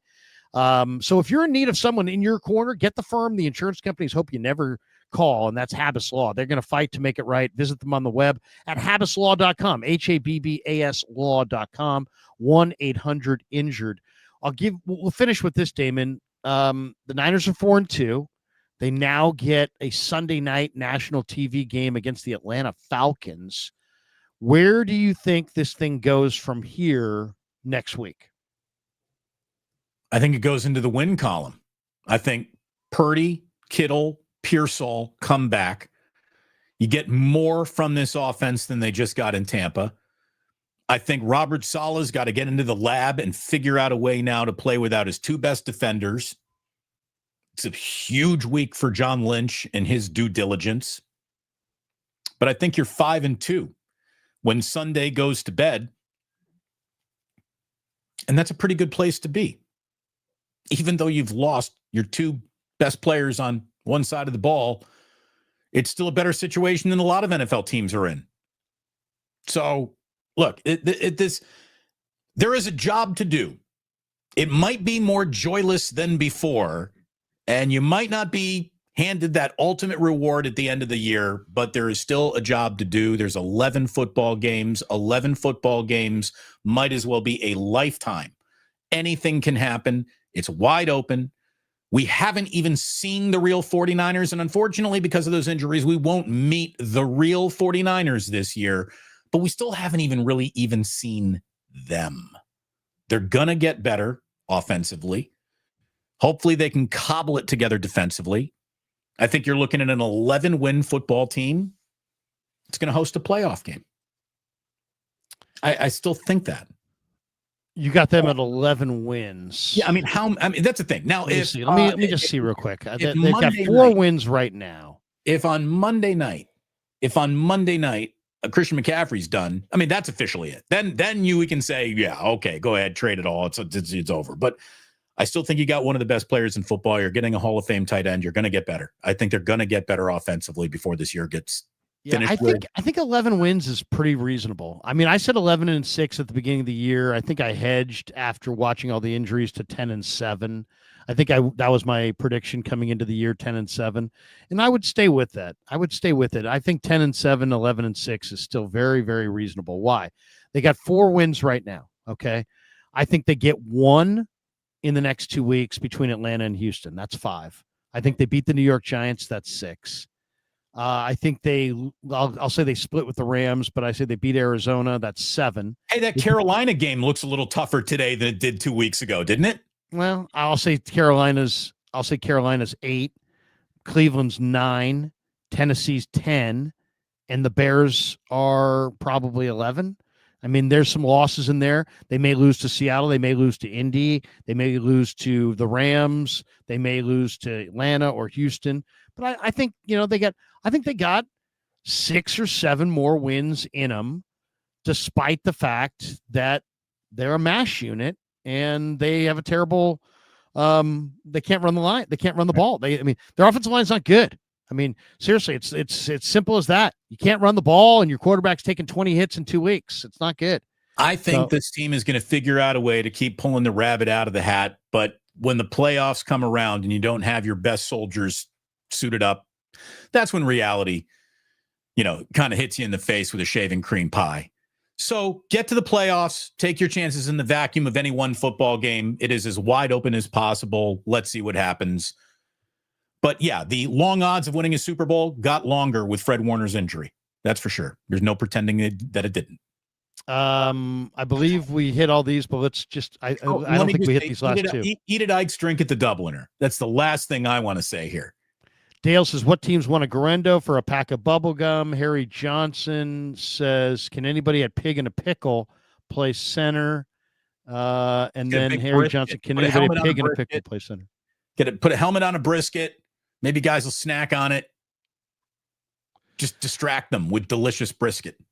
That's going to do it for us today. Have a great rest of your Monday. I'm probably going to watch this game again. By the way, Stefan says, with 0 injuries, what were the Super Bowl chances? I mean, like 25%. I mean, they had as good a shot as any team to maybe do it if they had been totally healthy. And they were they still have a shot, but it's just that it's not trending in the right direction. Right. Everybody's getting hurt. You're losing great players every week. You can't protect your quarterback. You have a great running back, but your great running back you can't open holes for. So you have no running game. And then because you have no running game, you have no offensive balance. And because you have no offensive balance, now your offensive line now you're passing 40 times a game, but you're passing 40 times a game behind a line that can't protect. Now your quarterbacks are going down. And now, it's like. Right. And in order to win, you're going to have to play perfect. You're going to have to play a clean game, 4 quarters all the time. That's a big ask. Larry, I know there's never a dull moment around here, though. Seriously, it is another great wake up. A huge audience came and watched us today. It is a holiday, so hopefully a lot of people got the day off. Again, I got 2 kids I got to go corral. Thank you, Krug. Good stuff, man. Yep. Appreciate everyone being here. Please hit like and subscribe on your way out. The support has been incredible. Having a really good week of views here on Damon Bruce Plus. So thanks to everyone for watching, liking, subscribing, hitting notify. And Krug, thanks to you and Kevin as always. We'll do it again on Friday and a big Sunday night football game coming up against the Falcons. Have a great rest of your Monday. I'm going to watch this game again. I may stream later today with Grant. I will not be streaming tonight with Dieter. Dieter's not on tonight after the Monday night game. I will be on Niners Nightly after the Monday night game wraps. So right around 8:30, we'll take your phone calls and talk more about this rough 49er weekend. For Damon, I'm Larry. Have a great rest of your day. Thanks for waking up with us. Have a great one.